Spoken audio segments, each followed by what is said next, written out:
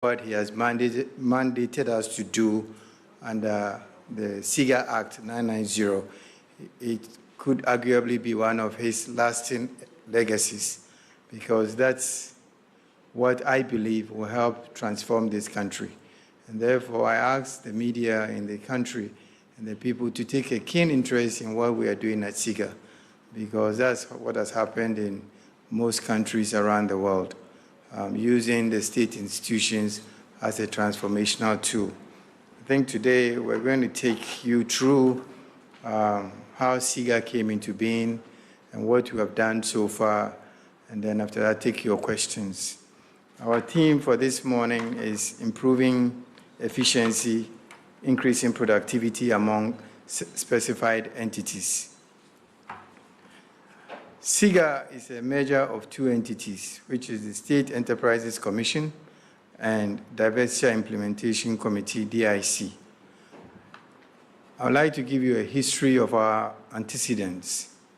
SIGA started as the State Enterprises Secretariat in 1965 when our founding, our first president, Osajafo Dr. Kwame Nkrumah, started his industrialization program. He realized that more needed to be done, and he wanted to have direct oversight. So he established the State Enterprises Secretariat in his office in 1965.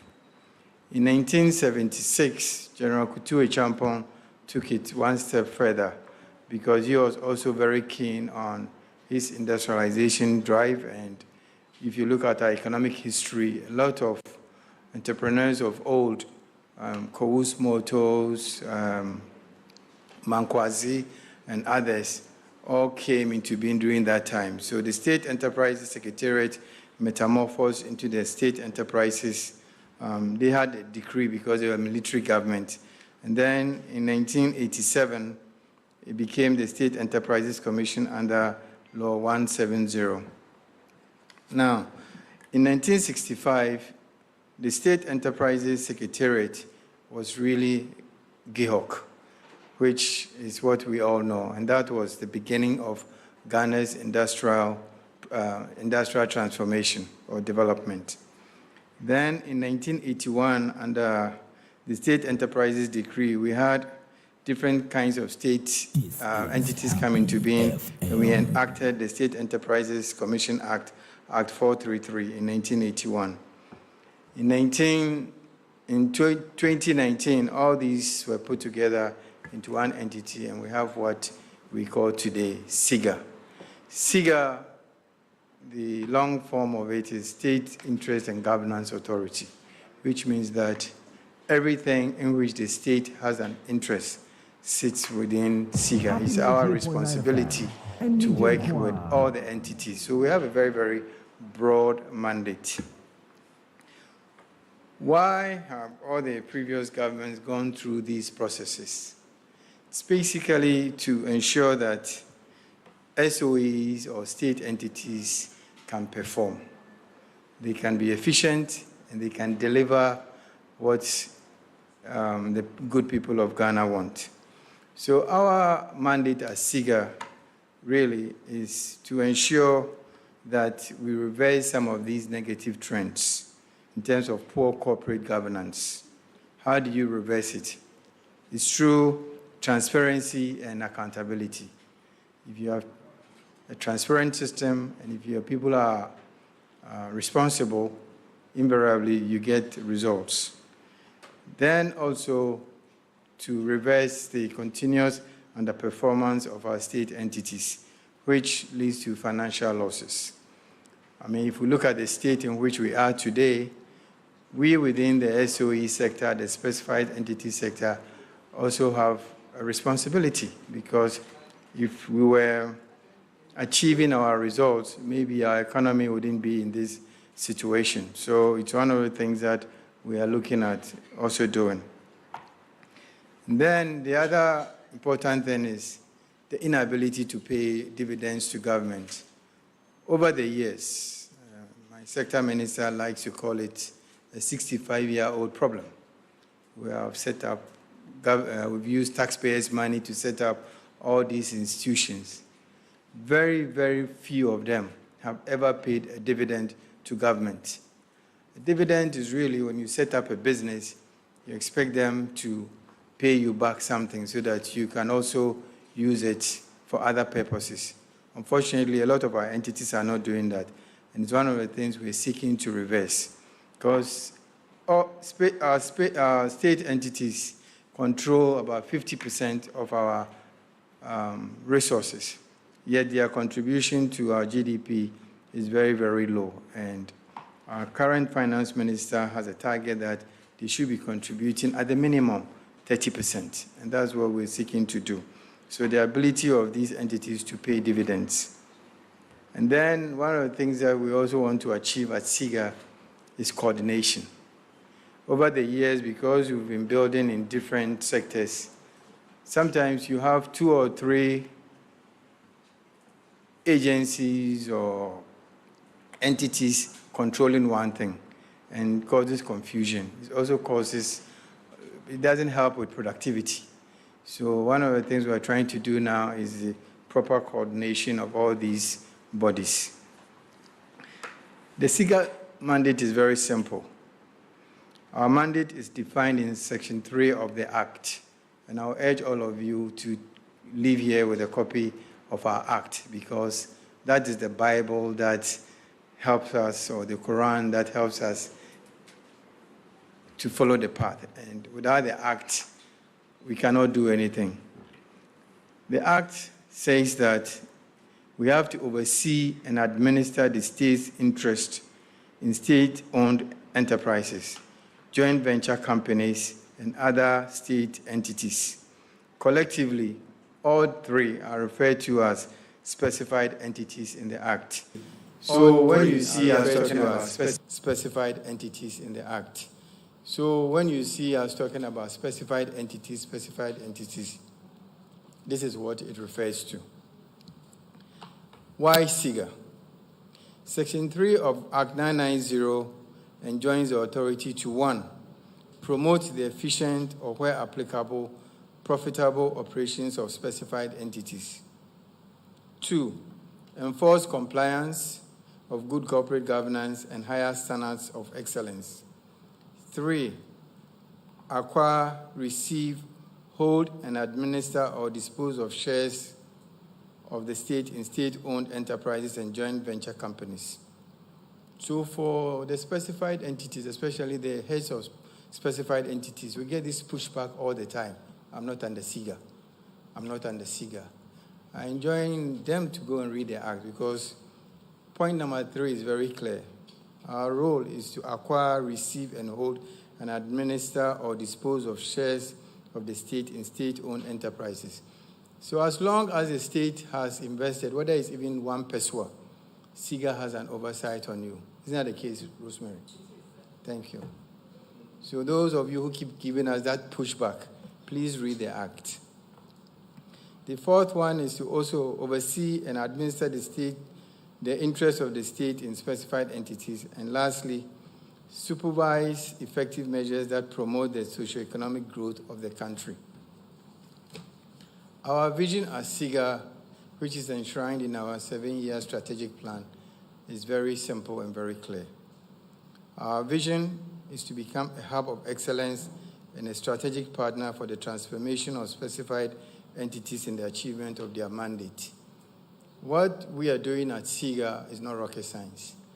That's what has helped Singapore, that's what has helped China, that's what has helped Malaysia and other places. But to be able to do that, you yourself, you have to be excellent.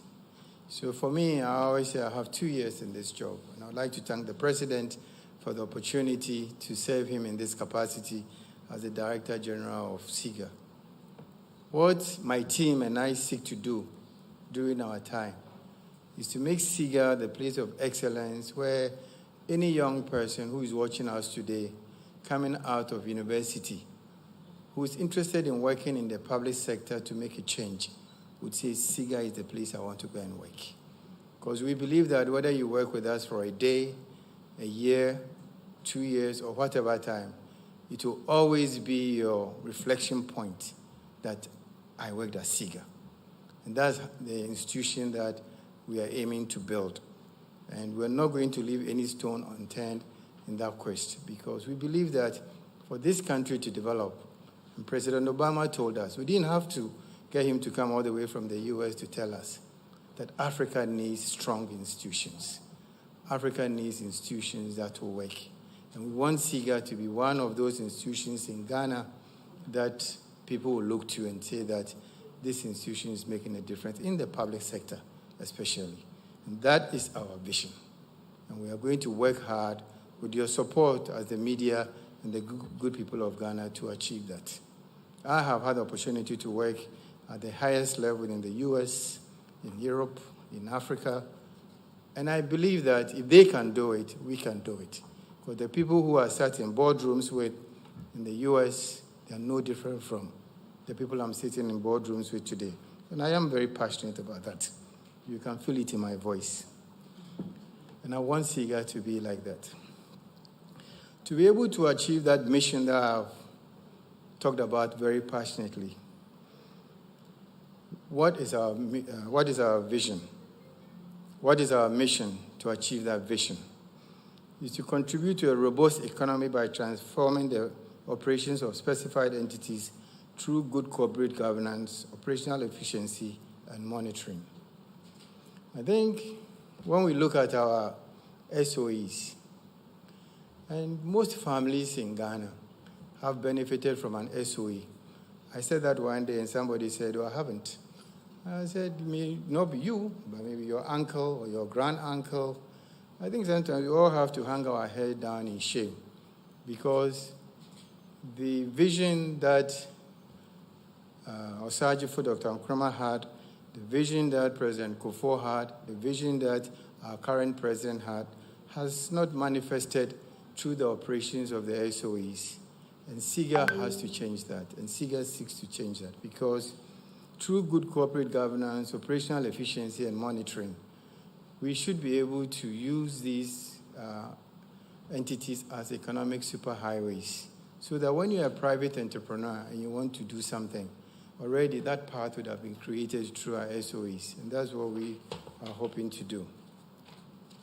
To be able to achieve our vision and mission, our focus is very simple. We have 3 pillars: organizational excellence, operational efficiency, and financial sustainability.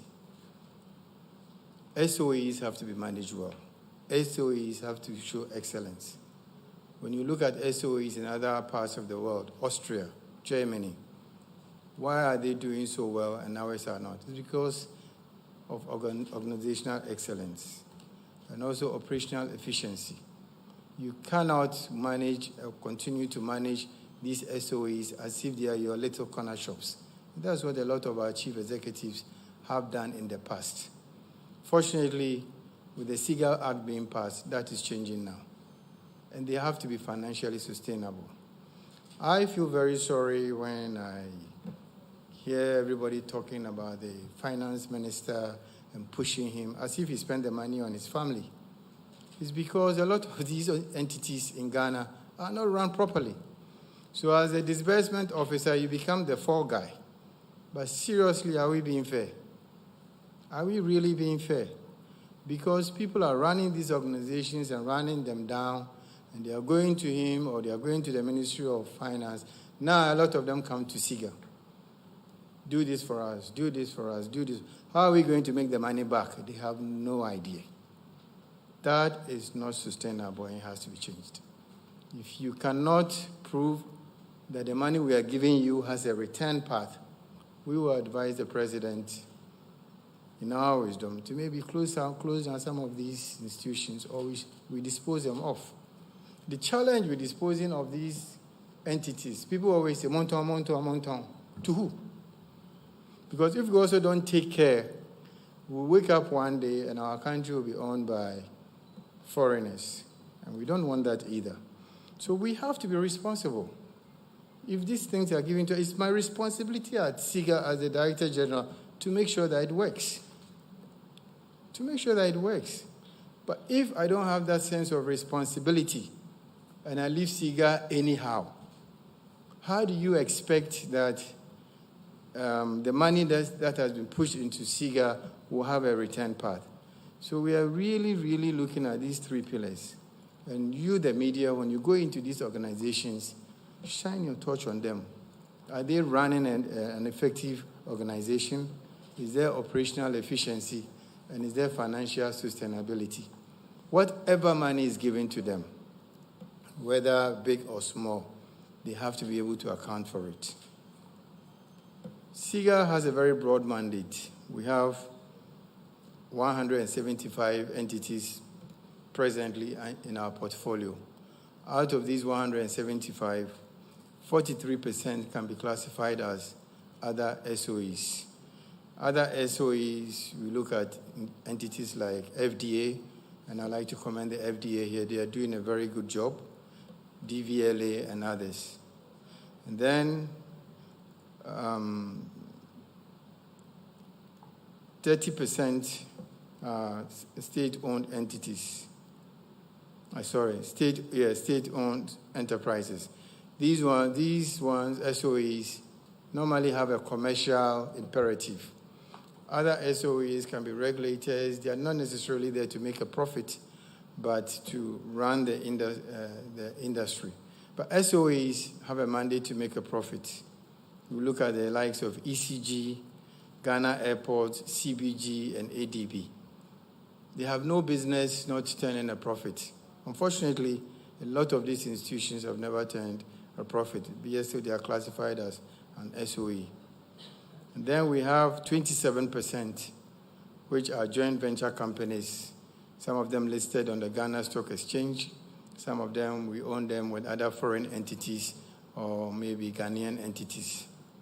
The likes of these are GOIL, SIC, and Vodafone.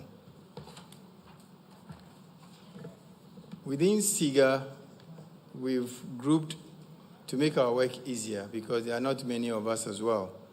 We work in sectors. So we have the agriculture, ICT, and manufacturing sector. They focus on that side. And then we have the energy sector. Energy is very, very critical to us because with all the industrialization, we're talking about everything. Unless we get our energy parameters right, it's going to be difficult because whatever we're doing in this country, we're also competing with other countries. So if we are buying electricity at maybe 10 cents per kilowatt and they are doing at 6 cents per kilowatt, how do you compete? So we have a very, very strong focus on energy. Then we have the transport and infrastructure, finance and allied services, and the regulatory. So these are our 5 sector units within SIGA that we work from.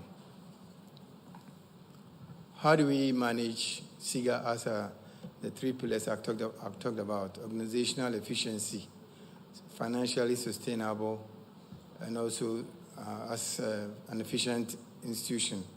We have a governing board. The Director General is myself.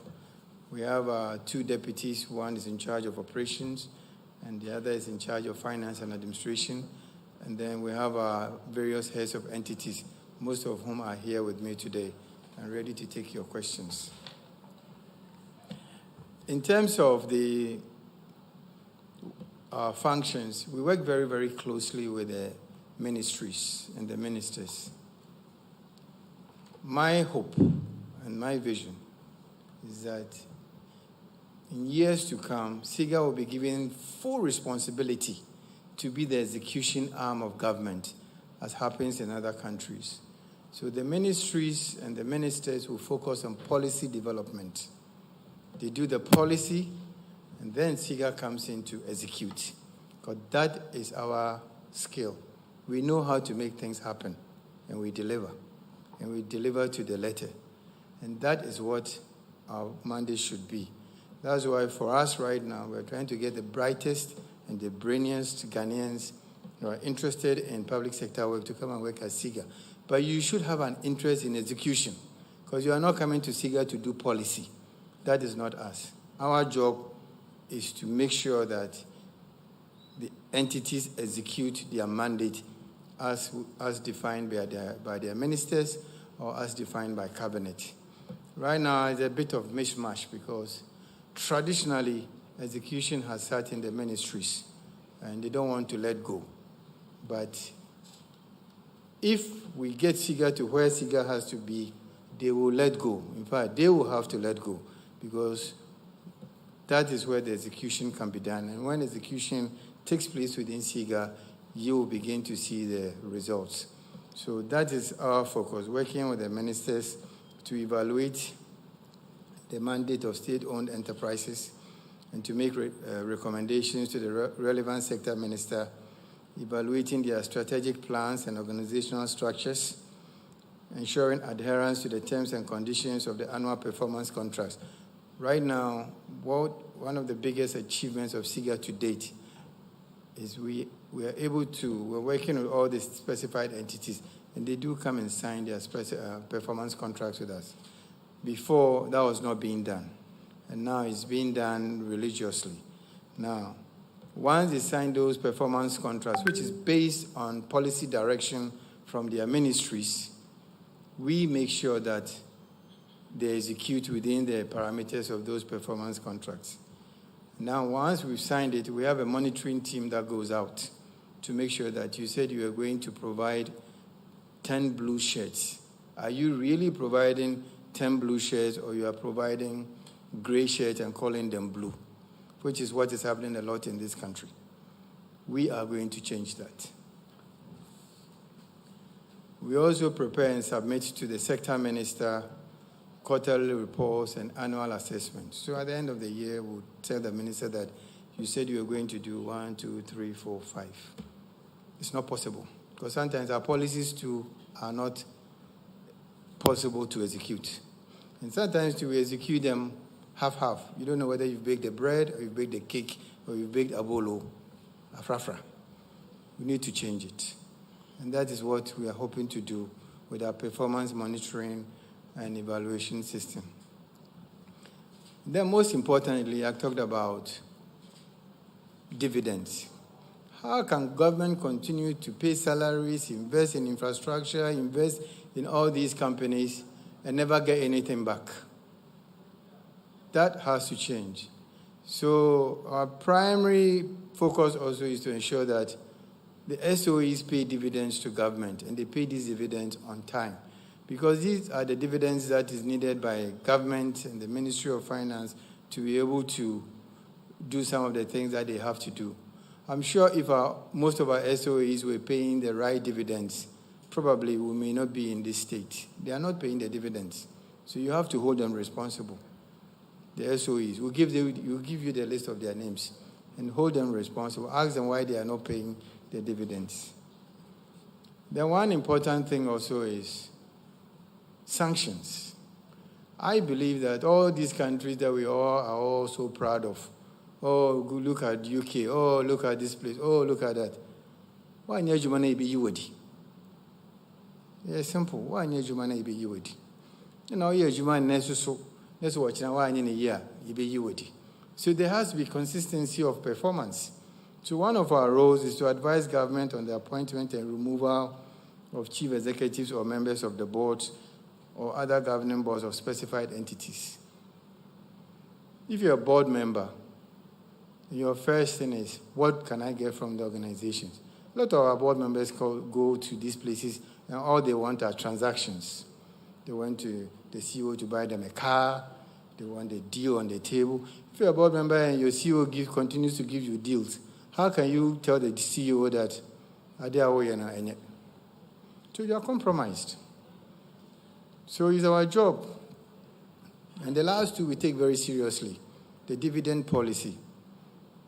How can you be sitting in a state institution for 5 years, you haven't done your audited reports, you haven't paid any dividends? We will advise the president to remove you. And that's going to be the role of SIGA going forward. It may not happen during my time, but we're going to put in place the pillars and the framework, and definitely it will happen. That one I can assure you. Unless SIGA is disbanded, it will happen. The SIGA will advise the government that Edward Boateng is not performing, so remove him. Now, In terms of our mandate and measuring performance, we'd like to share with you some of our success stories. Because even though SIGA is we started in 2019, so technically we're about 3.5 years old. We're still a toddler. But we've done well in terms of financial reporting and holding some of these entities responsible. To be able to do that, one of the things that we've been doing is engaging other stakeholders, because SIGA cannot do it alone. So in the last year, we've worked and developed very deep relationships with the Controller and Accountant General. But this afternoon, we'll be addressing most of the CEOs on the expectations for 2023. Through our sector minister and the vision of our minister, Joseph Kujo, we've also started the PELT Awards to recognize CEOs who do the right thing. And also, we work on the state ownership report. We're going to work with the media to enhance and make this report the Bible of excellence, so that when your name appears in, CEOs know that they have to be on the right side of the state ownership report.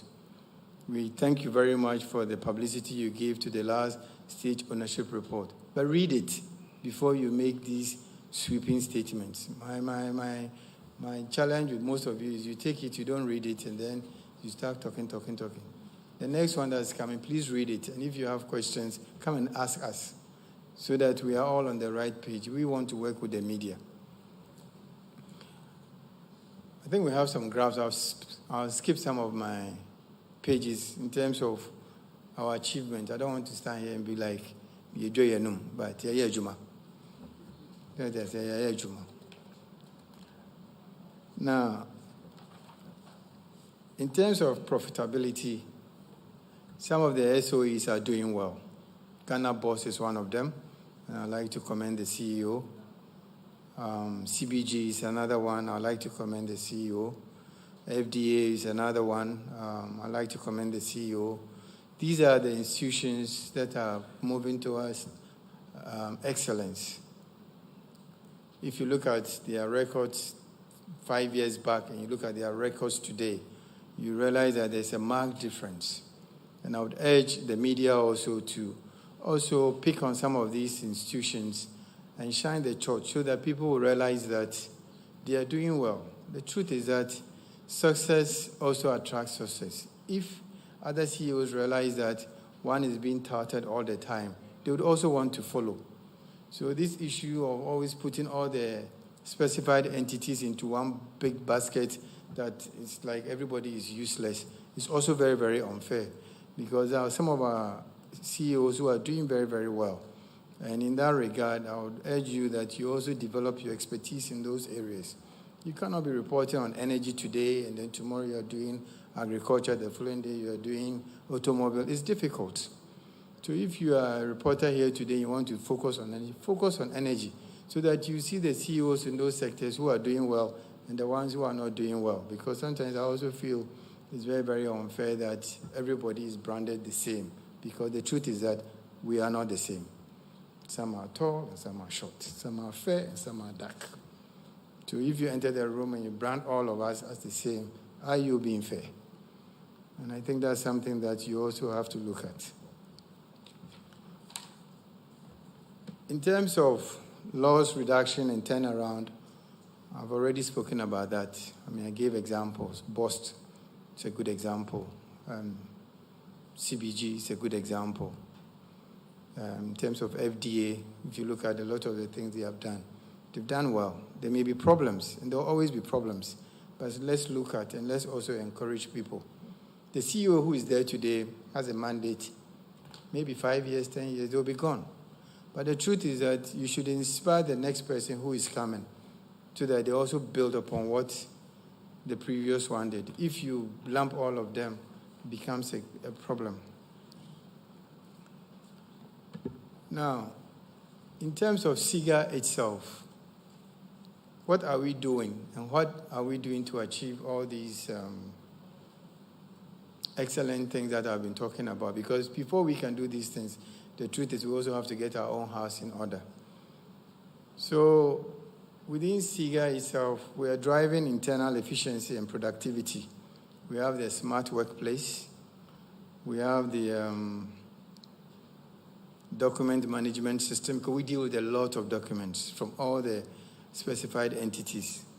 And I have my director of ICT here.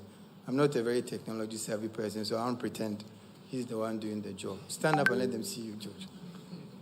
So on the press of a button, you will get the document. So if you want any information, call him, take his number.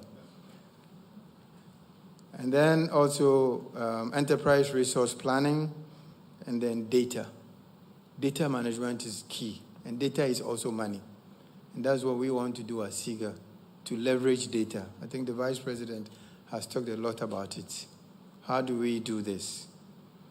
But most importantly, after everything is said and done, we want to be the voice of the customer, the voice of the Ghanaian people, the voice of the Ghanaian taxpayer, to make sure that you get a good return on your investment in these specified entities. So that's us internally. How do we, with all the technology, the legal framework, the corporate affairs, and everything that my people are putting together, how does it work on the other side? We're working on putting in place a real-time monitoring system of SOEs, where we also engage with them on a regular basis, so that I could be able to sit in my office and easily see what is going on within each SOE, because we have that interface. Isn't that the case, George? Yeah. And then also we're developing the SOEs portal. Plus, there's nothing that beats communication. We're having regular engagements with our SOEs, discussing issues, so that they advise us and we advise them.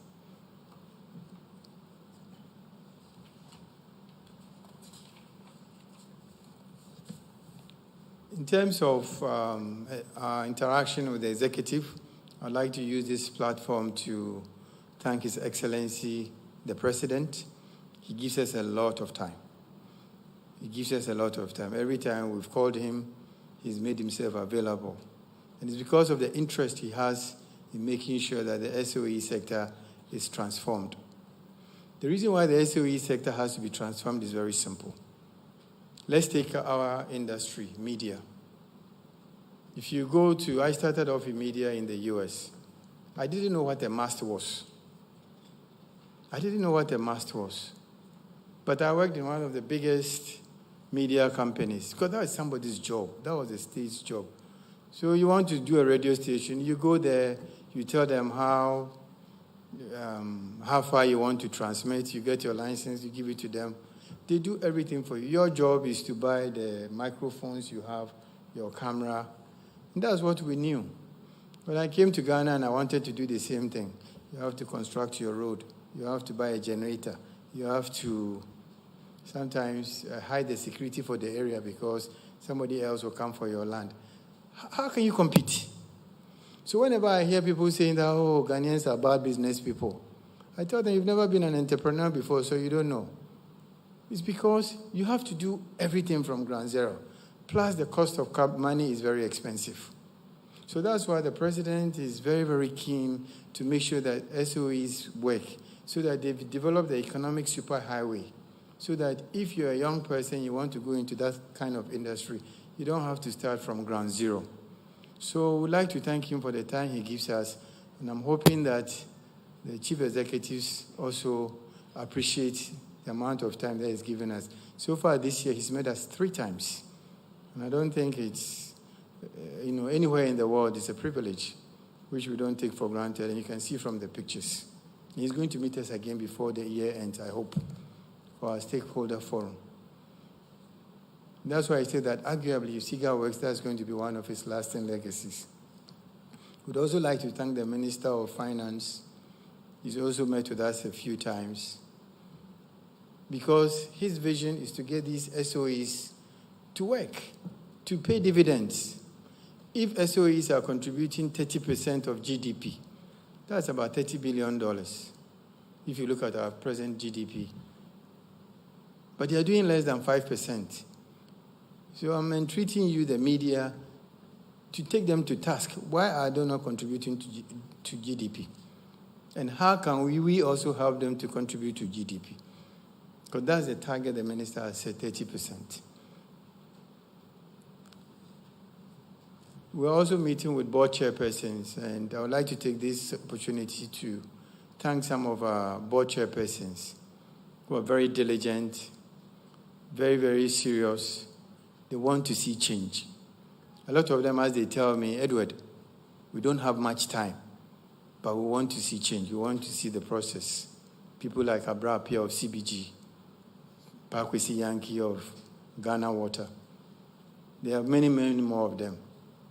But they are passionate. They meet with me all the time, and I'd like to thank them. We're having these continuous engagements. I think you always look at the chief executive, but also look at the boards. You, the media, are the boards performing? Because the buck stops with the board. If things are not happening, or a CEO is having his way or her way, is the board effective? So I think you also have to shine the torch on them. The good thing about everything is that, like I said, success begets success, and success tells its stories. The story of SIGA is being heard very far away. Other African countries are beginning to like what we are doing, and in fact are sending people here to work with us. This year we received delegations from Gambia. They were with us about 4 weeks ago, who want to copy the SIGA model to also transform their sector. So we also want you to tell the SIGA story. Somebody is telling our story in Gambia, but we're not making your front page. Why? We should be making your front page. If people from Gambia are hearing our story and coming over. Liberia has also been over, and they'll be coming again. Somaliland also sent a delegation here, and also Guinea. So we're not doing badly, even though we believe that we haven't even done 50% or more of the tasks that we've set ourselves. The reason why it's important for our SOEs to work is also the fact that I spoke about it earlier. If you look all over the world, you look at France, South Africa, Russia, Germany, even the US. The SOEs play a very, very critical role. So all these countries have similar entities like SIGA. France, fortunately, they are working very closely with us, and I'd like to thank the French ambassador and also thank her colleagues at AFD. They give us a lot of support, and as we speak, they've even sent somebody from France to work with us. We really, really appreciate it and don't take their support for granted. Recently, we've made the ambassadors of the US, China, and Japan, and they are also going to work with us. So there's a lot of good that is also coming from the hard work that my people are putting in. And I thank all of you very much, because it's easy for me to stand up here and talk so passionately, but without your support, I wouldn't be standing here. So thank you very much, all of you. Thank you, Olivia, Joshua, Stephen, Eric, Rosemond, and Rosemary, and George, and the ones who are not here, Elsie and Co. Thank you. I think, a leader is as good as the people around him. And for me, I'm very lucky I have an excellent team. So they are excellent. Thank you very much. Clap for them. Why? You are scared to clap.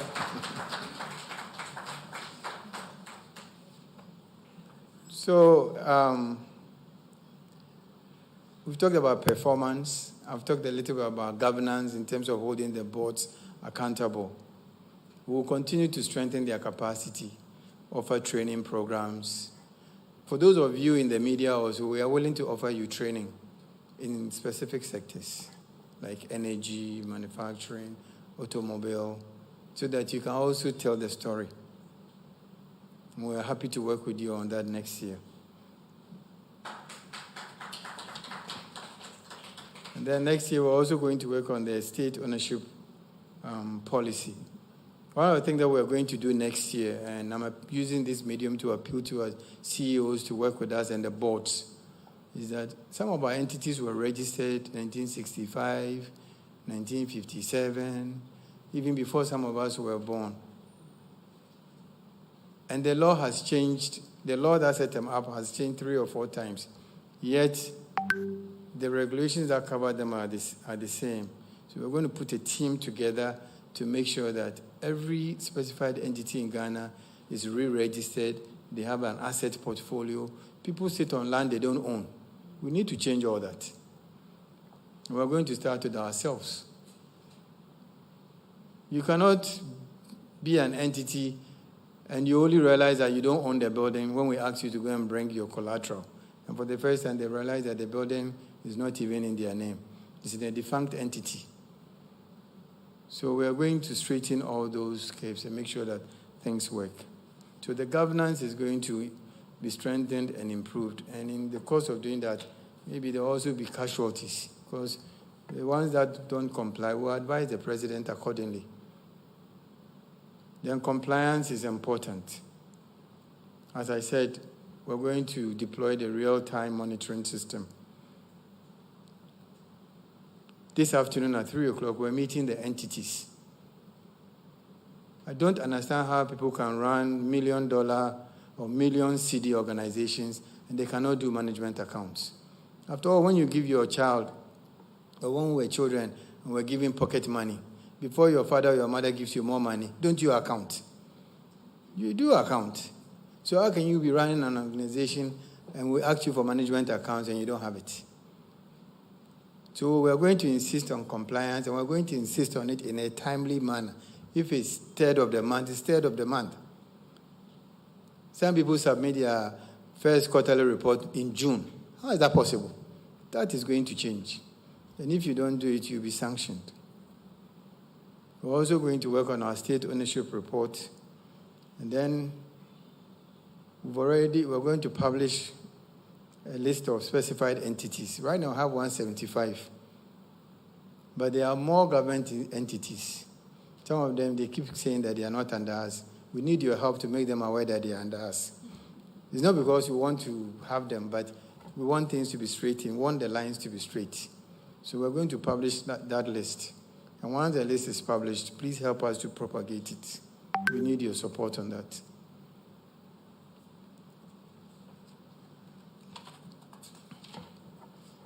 I've talked about the performance contracts. And then I've also talked about the compliance. I think we need the support on management accounts and audited accounts. And then also for entities to come and sign their performance agreements. We shouldn't be chasing them, because it's part of your job responsibility to sign your performance agreement. So right now, we're going to stop chasing. If you don't come and sign, we'll just send it to the office of the president for the appropriate action to be taken. And then also, we want entities to also start improving their IGF. I think there's too much reliance on government. Most entities can improve their IGF collection, because when they do that, it also helps us as SIGA, because the more money they make, then we can also build them small. Right now, we're also struggling as SIGA because they're not paying dividends, their IGF is low. That has to change.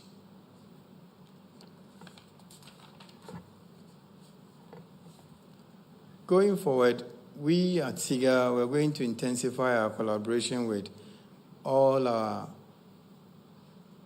colleagues, controller, PSC, internal audit, Shroud, all of them, because we have to work together. The dots have to connect. We alone cannot do the job.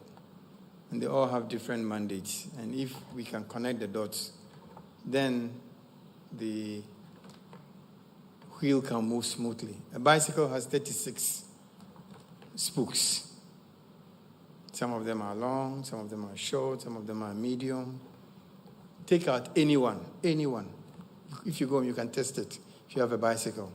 Take out any of the spokes, and the bicycle becomes wobbly.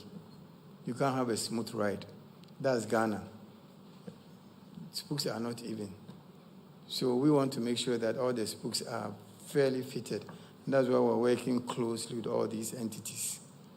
We'll also be working very closely with our sector ministry and also our oversight body in Parliament.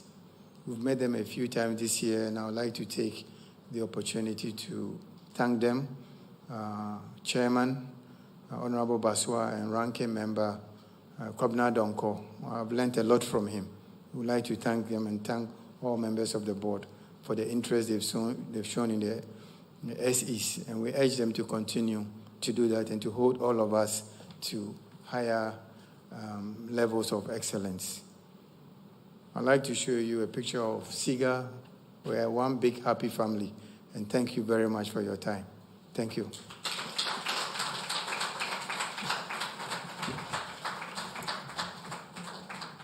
Did you like my presentation? Then clap for me.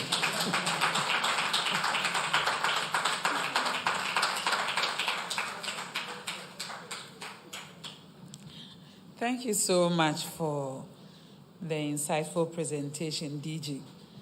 A lot has been said, but what was shocking to me was the fact that specified entities contribute about 5% to our GDP. That was a real shocker.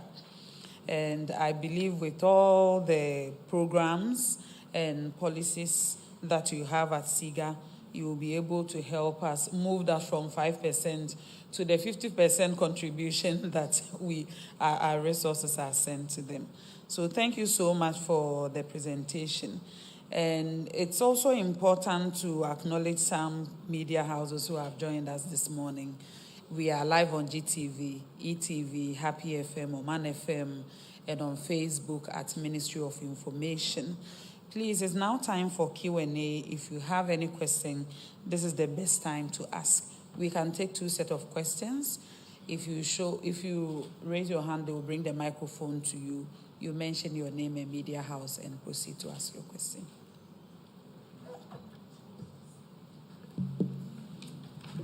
Okay.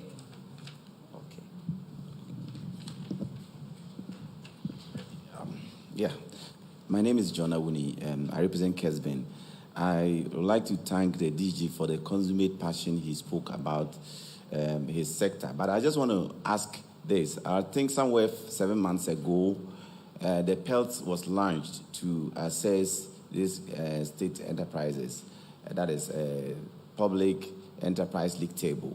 And I remember asking a question whether the non-performing state agencies, as it pertains in football, after every season, the last or the bottom 3 or the bottom 4 are relegated. So will this time around, looking at the manner in which you spoke and the contribution to Ghana's economy, those non-performing agencies, what will happen to them this time around? Thank you. Thank you for the question. We can take Paul and then come to you.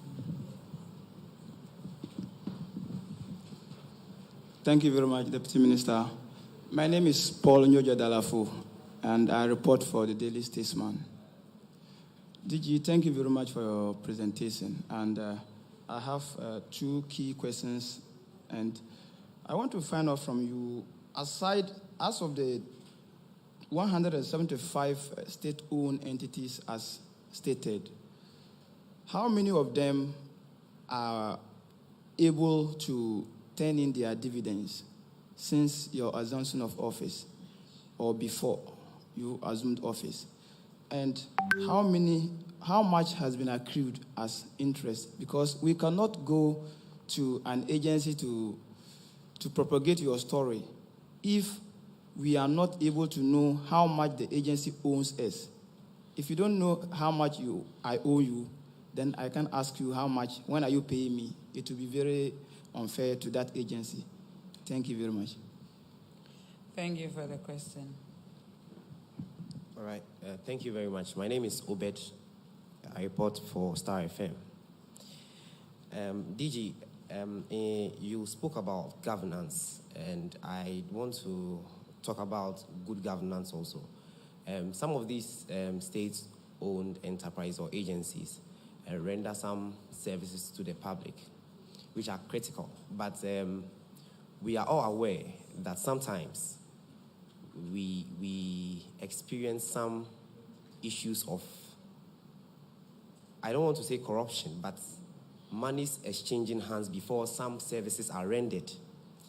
In terms of good governance, what are you doing to ensure that these state enterprises do not engage in such practices? Thank you very much.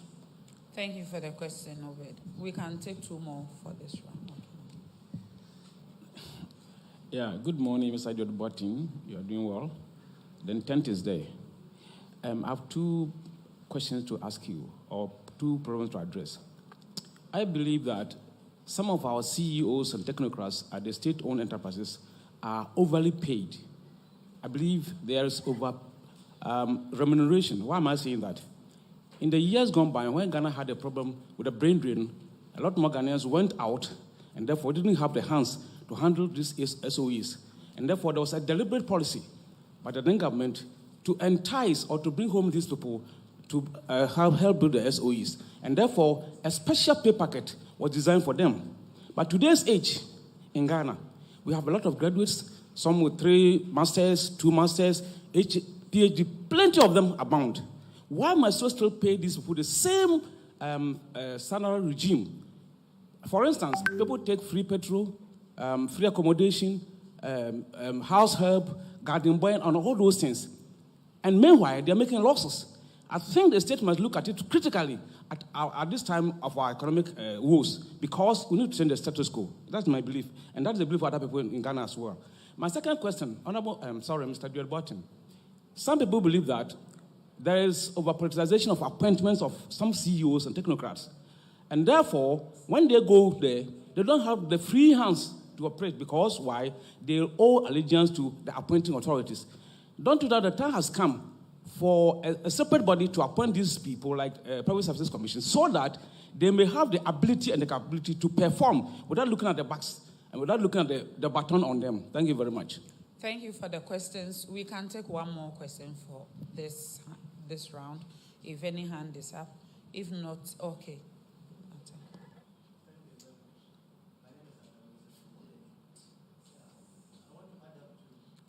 Please wait for the microphone. Thank you. My name is Nsem Pii from Ghana News Agency. I want to add up to what Nana Poku said regarding appointment of CEOs, but I want to specify on some senior staff who have crossed the mandatory age of 60 for retirement. Some are still there, and instead of them to go on retirement, the government gives them even extension, and they stay there for 2 or 3 years, while there are people waiting to even occupy their position. And this has created a lot of tension within state-owned enterprises. And these state enterprises are not making profit. Meanwhile, they are paying those who are supposed to go on retirement. What effort is he making to ensure these things are stopped? Thank you. Thank you so much for the questions. I will invite Ambassador Edward Boateng for his responses, and then we'll come back again for your follow-ups.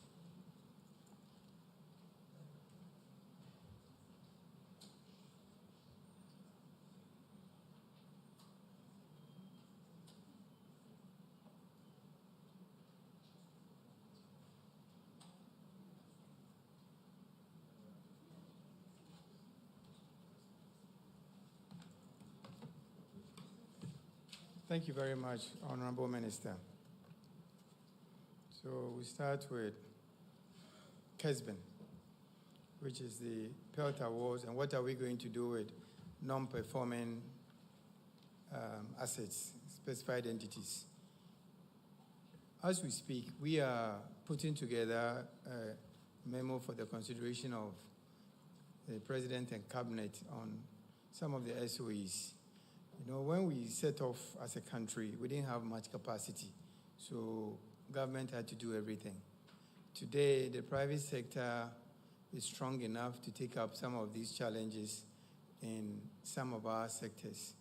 So there are some of these entities that we're looking at government to dispose of, whether government will have shares in it or government will go into joint venture with them.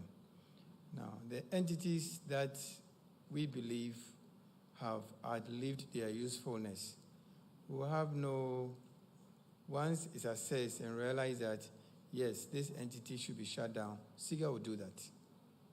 SIGA will do that. But I think we need to also do the analysis of it and make sure that the decisions we make also serve the interests of the Ghanaian people. So we are working on that, and that is definitely something that you'll be seeing in the years coming, that government will be getting out of some of these industries for the private sector to move forward on. Then Daily Statesman, you talked about dividends and interest payments, right? Now, in terms of dividends, I think I will need help here. I don't want to give the wrong figures. Olivia, can you help me in terms of, yeah. You can come here.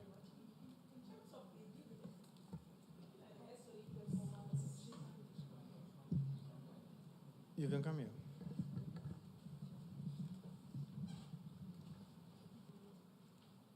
The total dividend receipts for specified entities as of 2020 was 275.48 million, as against the projected target that we were expecting, which was 290.94 million. Some have projected to pay for 2021, which the 2021 we have not yet received, and we are hoping that by the close of the year, we shall have something from them. So in 2020, this is from the SOR, the State Ownership Report. So currently, this is what we have at SIGA, 275.48 million, as against 290.94 million. Thank you. So, but still, these figures, if we improve organizational efficiency, can be improved. But in terms of interest payments for the ones that are not paying, how do you slap interest on zero? They are not paying us anything. So it's difficult at this point. Our response, what we are focusing right now is to make sure that there's a turnaround so that they can start paying something. Already they are not paying you, so if you start compounding their challenges with interest payments, I think that will even make the situation worse. So we will continue to push them to see those who are supposed to pay dividends, that they do pay the dividends and pay the dividends on time. That's our focus for now. Now, Star FM talked about good governance and money changing hands.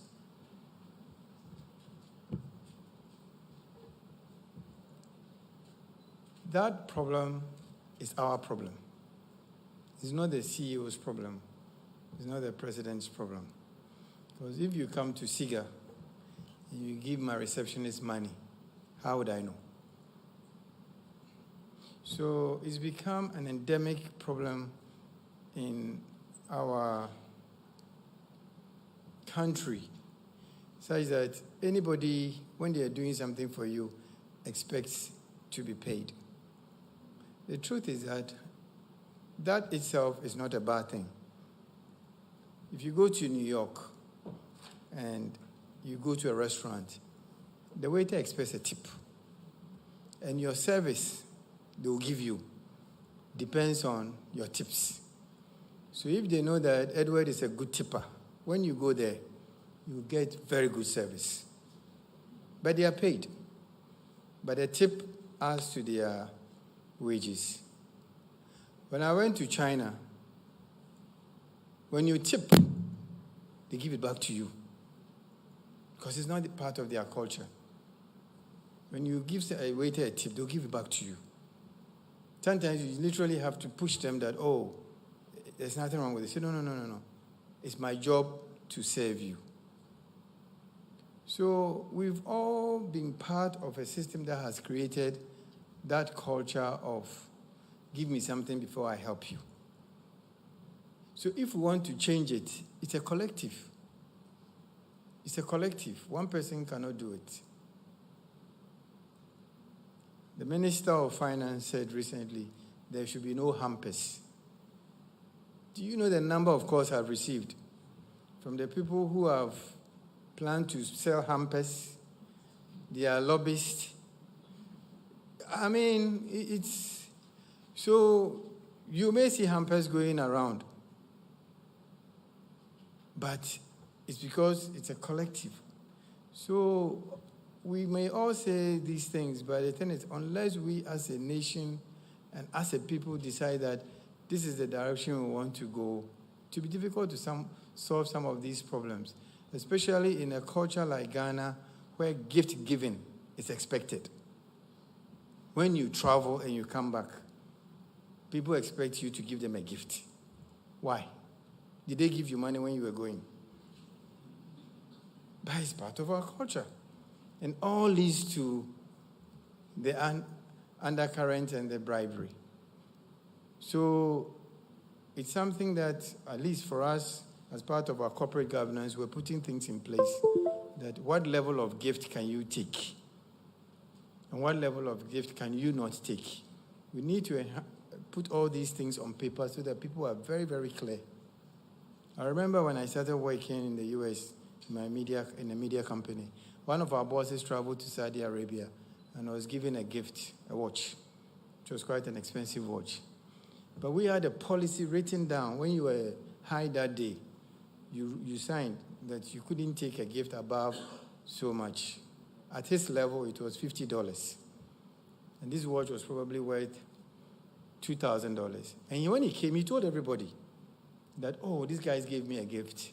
I'm going to give it back to the company, but I want to enjoy it small. So he wore it.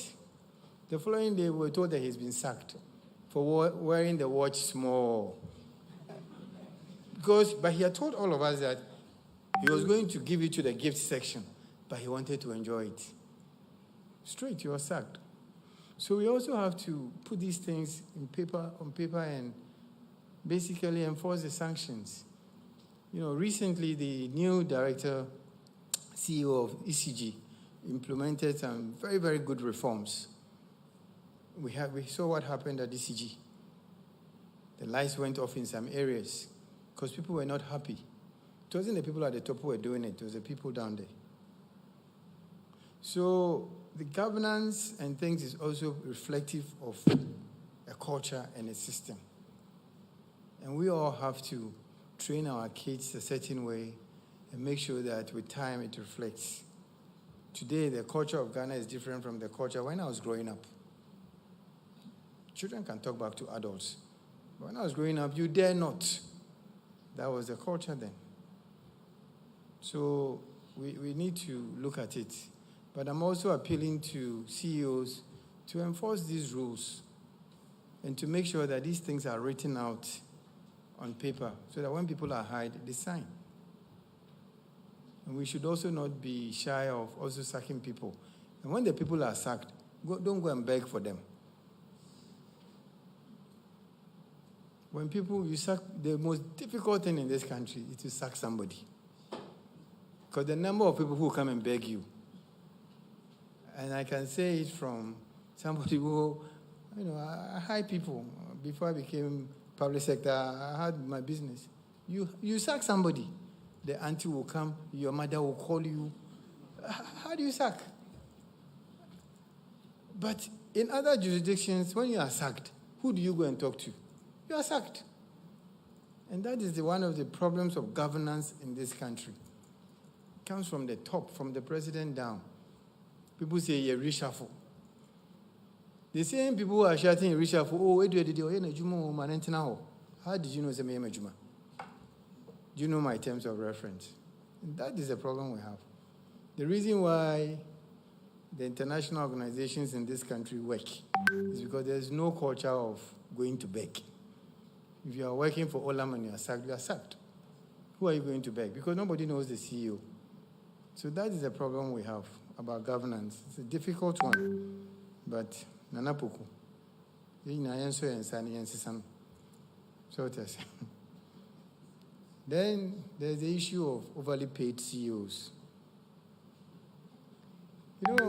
Money is a very subjective thing. I think what we should focus on is performance. Because you could be paying somebody 1,000 cedis a month, and the output would be 0. But they're being paid 1,000 cedis a month. You'll be paying somebody 1 million cedis a month, and the output would be 10 million. One and one for so. I personally believe that people should be paid well. I personally believe that. It's one of the things that worries me at SIGA, because I look at people's salaries, and the people sitting in front of you, if they move to any international organization or they move to any private company in Ghana, they'll be making 5 or 6 times that. So how do I keep them? I have to make sure that they get paid well. And it's one of the things that I always take up with my superiors, that you have to pay them well, otherwise they will leave. It's only a fool who will stay at a place where they are not being paid well. You have to pay people well. Yeah, since I started my career, the only time I've not been paid well is now. I've always been paid well. Even my own company, Global Media, they were paying me very well.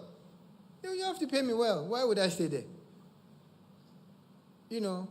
I remember when thanks to the French government, they took us to France to understudy the equivalent of SIGA. And the young man who was sitting to my left said, I went to one of the best schools in France, and went to here. So I asked him, so why are you working at API?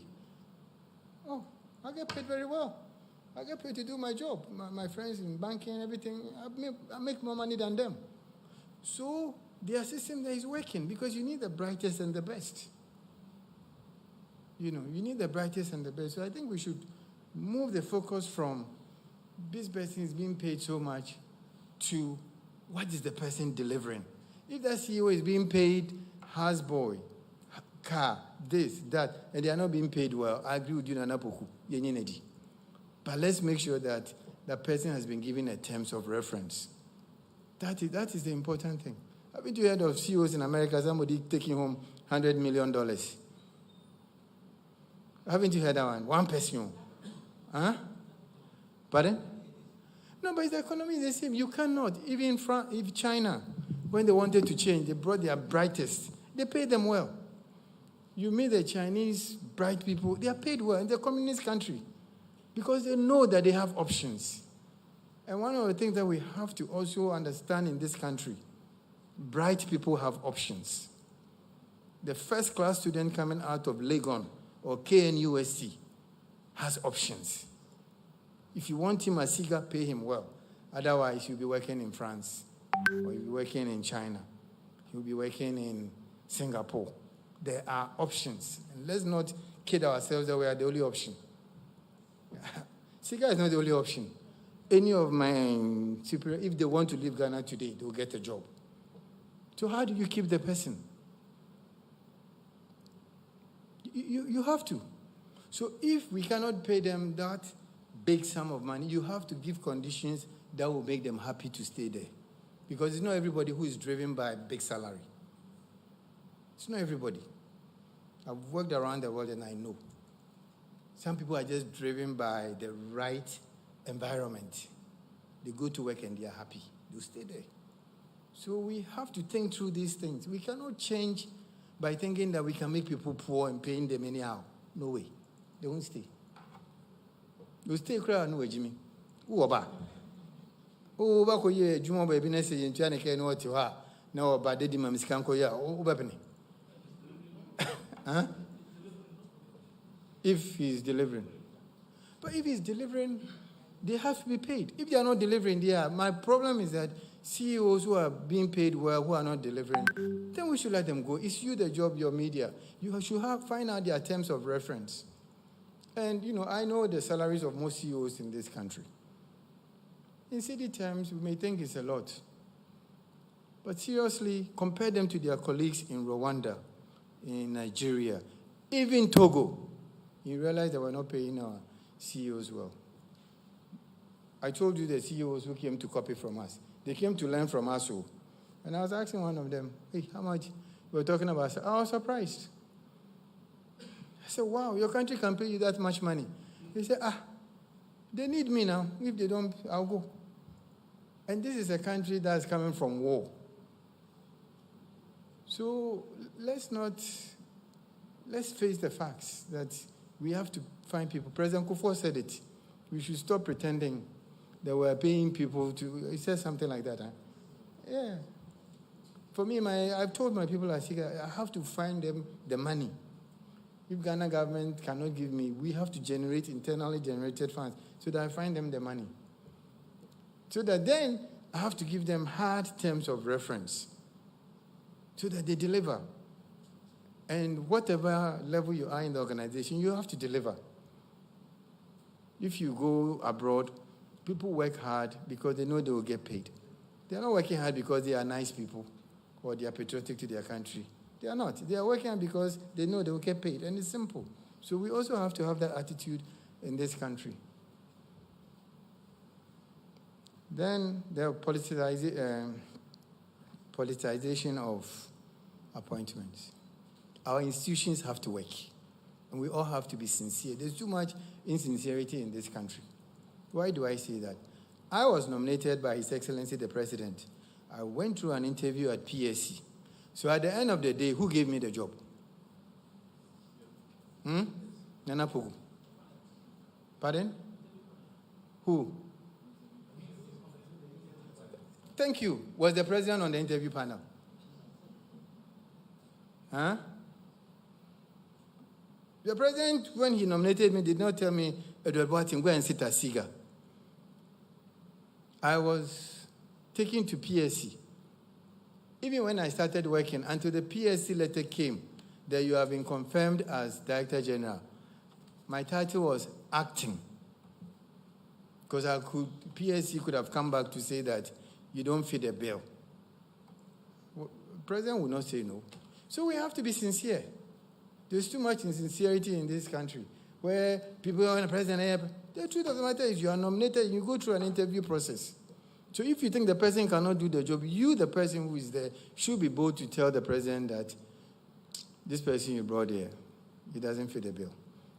And it's been done in some cases, and they've been changed. So we all have to focus on this institutional building. We have to. Even ministers, when they are nominated by the president, they go through parliament for vetting. So if at parliament they don't stop them, who do you blame? So our institutions and those who are at the helm of these institutions should be strong. That's the simple truth. There has to be some sincerity here in this country. We should stop lying to ourselves. There are too much of that. Then GNA, the mandatory age of 60.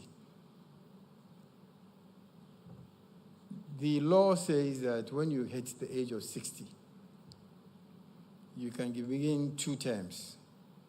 2 years plus 2 years. You can't go beyond 65. That is the law. And as far as I know, a lot of our CEOs are within that law. But also, when people have built up expertise, you know, today in England, you can't retire people. We have to enlarge our basket. That's why, for me, I'm very passionate about what we're doing at SIGA, that if we can build our state institutions to hire more people, do more, a lot of these challenges will be resolved. Because the truth of the matter is, our cake is too small. Our cake is too small. And how do we make the cake bigger? No, you know, because we are all fighting over some very small cake. When the cake could be like this. And the people at the top have that problem, the people at the bottom have that problem. You know, you go to a country and once SOE is hiring 300,000 people. The whole Ghana sector, how many people are the SOEs hiring? We have to push the CEOs to perform. Because the person retiring at 60 only one person can come in. Not 10, not 20, only one. So let's try and create 20 jobs instead of fighting over that one. That is my view. But there is a law, and that law has to be pushed and implemented. The law is there, that 60 plus 2 plus 2. You're out. And the president cannot go against the law. Sometimes some people will be given contract because of a certain expertise. So we also have to know that maybe I may be 67 doing my job, but maybe I have some expertise that the company needs or the country needs. So we also have to be mindful of these things.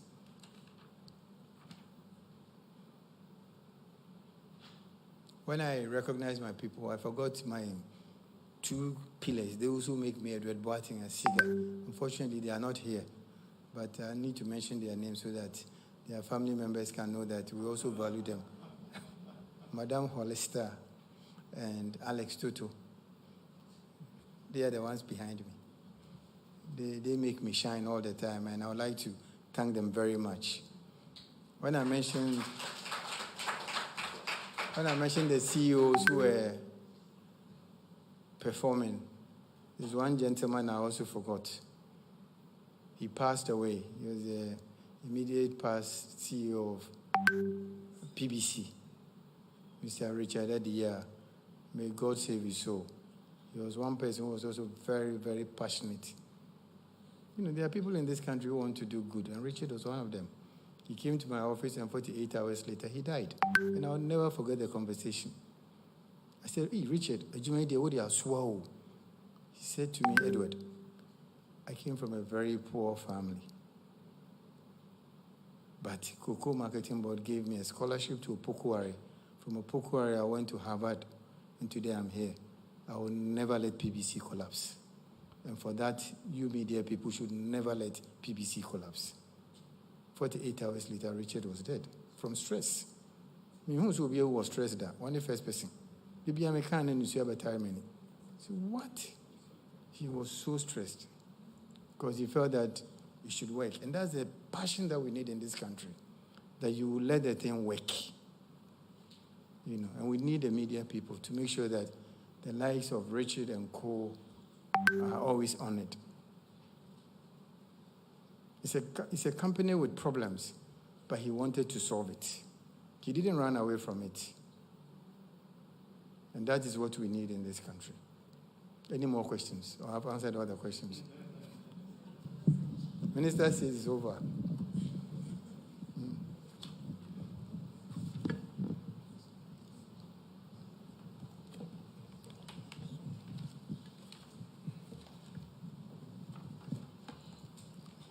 Thank you, Mr. Boatin. My name is Cliff Ekufu. I write for the Ghanaian Times.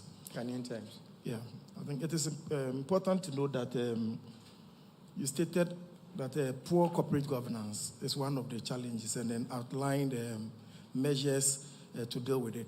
But I would want to find out what plan do we have for recapitalization of some of the state-owned entities that have the potential but have issues with corporate governance, which you have indicated ways of going to address them. I'd want to find out how SIGA intends to help them recapitalize so they can realize their full potentials. Thank you very much.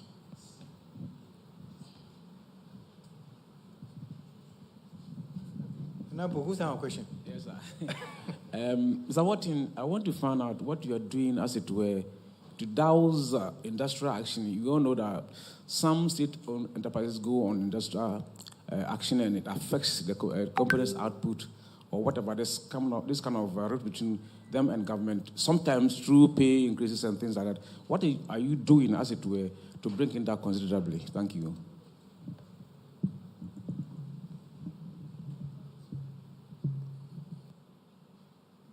Finish. Oh, okay, thank you. All right, thank you very much, Ghanaian. Your name again, please. Cliff from Ghanaian Times. In terms of recapitalization, we're also talking to the Ghana Stock Exchange. They believe that some of our distressed entities that have commercial potential, they can help to recapitalize some of them. So We are working with them. We are sending a memo to Cabinet for the consideration of the President and his team. And when they come back, you would see some action, hopefully next year, in that regard, where some of our entities will be recapitalized through the Ghana Stock Exchange. There are some of them, too, that we're looking for local or international partners. Now, in terms of when new capital comes into business, it comes with rules and regulations. So the stock exchange will not put money into entities that are poorly governed. That will change. And even at SIGA, we are also working on that. Whether we put money or we don't put money, you have to be properly governed. And that's why we are going through all these training programs, all these stakeholder engagements. So that will improve. And even the management of our boards is improving. It's improving. So with your help, the media, when you hear that some boards are not working, please bring it to our attention. But we think that with the steps that we are taking, some of them can be recapitalized through non-governmental sources of revenue, stock exchange, foreign direct investment, and even local. So that is important. We have a basket of companies that we are working on now at this time. Now, Nana Poku, in terms of industrial action, that's the beauty of democracy. When people are not happy, they have the right to go out there and make their grievances known. So I believe in that. I just believe that people have to do it within the law. I mean, the whole world now, if you look at France, you look at UK, even China, if you follow the news in the last 3 weeks, there are a lot of strikes and industrial actions. The world is going through a difficult process now. And if we go back 100 years ago during the Spanish flu, it was the same thing. You know, it's the same thing. You know, they always say human beings, we don't learn. Sometimes it's true. Because when you go back, when the Spanish flu happened, everything that is happening now happened then. But what's going to happen is that the curve is down now. It's going to unleash a new wave of energy, thinking, because after the Spanish flu came the great industrial revolution. You know, that was when the automobile industry just went up. Then in the 2000s, we had a similar problem. And then technology came up.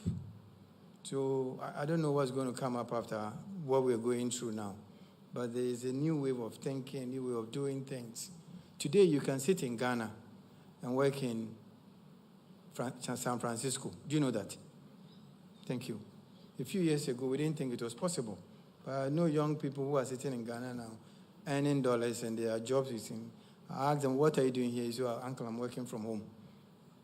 So that's a new wave that's also coming up. So I think as a country, instead of maybe just trying to pull us down, the Minister of Finance said it during his hearing in Parliament, that wave of thinking that's coming, we should also embrace it and see where would it take us. You know, where would it take us? Because out of adversity comes opportunities. You know, today we all talk about Rwanda. I was in Rwanda in 1994. So I made the call to PV Obeng that 2 weeks later, 800,000 people were dead. But look at how they've used that adversity to lift their country up. Look at where they are today. So we're in difficult times. And people have a right to demonstrate. And I don't think we should take it away from them. It's part of our democracy. We signed up for it. But in all the demonstrations, what is your end goal? I remember when I was at UST, we went on a demonstration. My mother caught me and called me and said, brah, demonstration now, we'll see in two. Yes. I didn't know him. I don't mind you demonstrating, but explain to me why I would do demonstration. They say, you move to be born now. From that day, I never demonstrated again. Because I realized I didn't have a motive. I'm just me heavy. So I said, don't more demonstrating. Maybe they have a motive, I don't know. But it's their right. And it's in the constitution.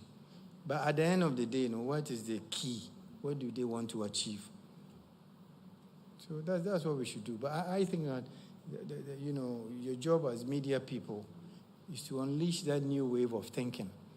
How do we get from where we are now to the top? Because the curve has to go up. The curve has to go up, and it will go up. It will go up. So do you want to be left behind when it's going up, or you want to be part of it? For me, I know one thing. I want to be part of it, and I want SIGA to be part of it. So that's what I dream about. So, only question, baby. Thank you. Minister, thank you very much.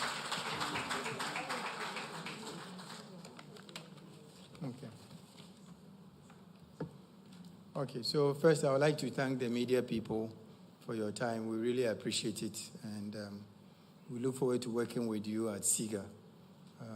We want you to be our partner, because through you, our stories can be told. Through you, the country can hear our voice. So our door is open, and whenever you need anything from us, you can call any of my officers directly.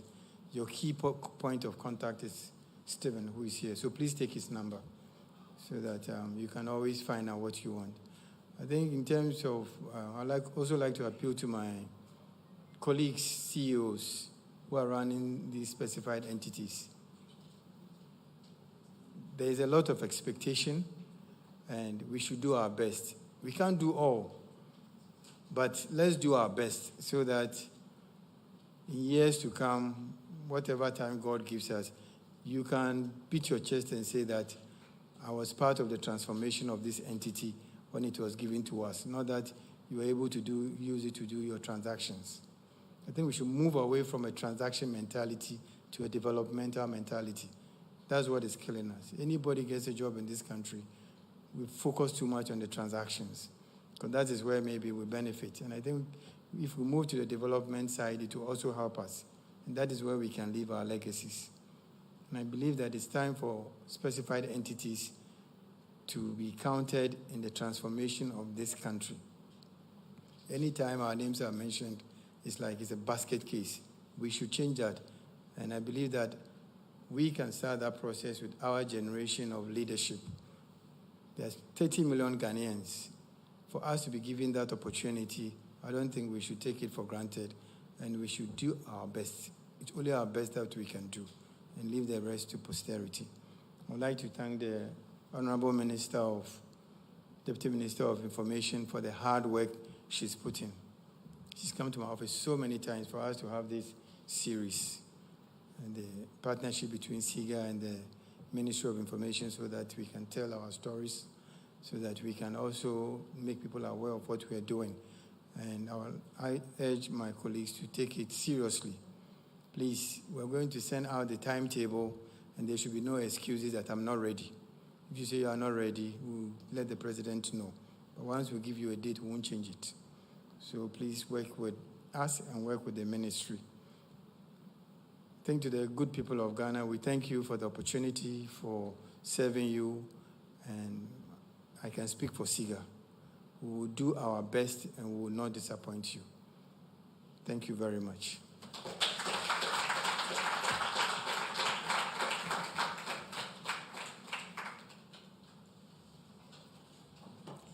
That was so inspiring. Thank you so much, Ambassador, and your team.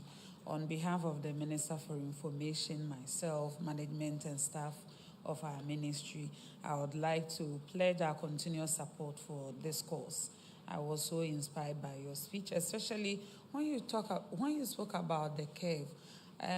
In recent days, especially yesterday, I realized something, that I think for us as a country, we reached our bottom and we are climbing back up.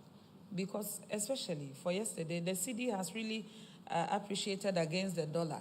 It has gotten to 12, and I know it is coming all the way down. And then I went to the market, and they said, oh, a 5 kilo bag of Cindy rice is 80 cedis. And I said it went all the way to 130 cedis. And then a 25 kg gallon of oil, which went all the way to 1,200 Ghana cedis. It's now 630 cedis. I was like, oh, then something is actually changing.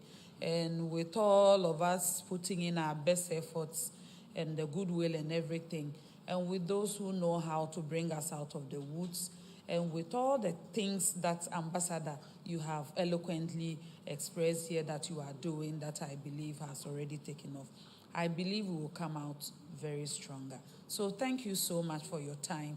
And to our ambassadors and our advocates, you have the platforms, we don't. So anytime we come here, we plead with you that spread the word and let us, engage in some of the very important conversations that can help us build our beloved country.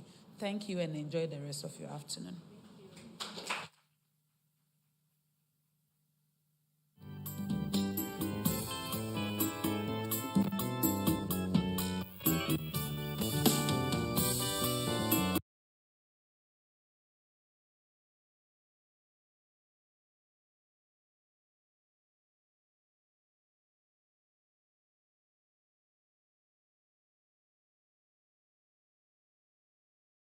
Mafo di dwane ade ade na mo mo huhu ni mede no afutuo tietie bia ode bema tiefo abrabronya ebe kebi yechia tiefo nyina sabre so yeah je me pesa me kan say sa fe so say ya no mo bebre na koso no kre na se kobasa di nipa ehia ya ahobambo de bia sama me kan nipa dia ehia nipa wo bia se wo protection and favor. That's right. Wo protection usi kakra influencer. That's right. O macro influence o mabebu nipa bepe wasam. That's right. Obi ntime mmowura wa japade mu keke. Sa na wo favor nso a sika beba. Bebie aye den abroso no na kwan abeda ho ama. That's right. Bebie wo hwe a me wura ha enye yi no wura ha be ye. Bebie wo hu ne se obi wura wa anya no wura obenya. Afi we sabre obi su o pesi campo de beto akokọ na meka so nkono no. But enye den de wo hia eye favor.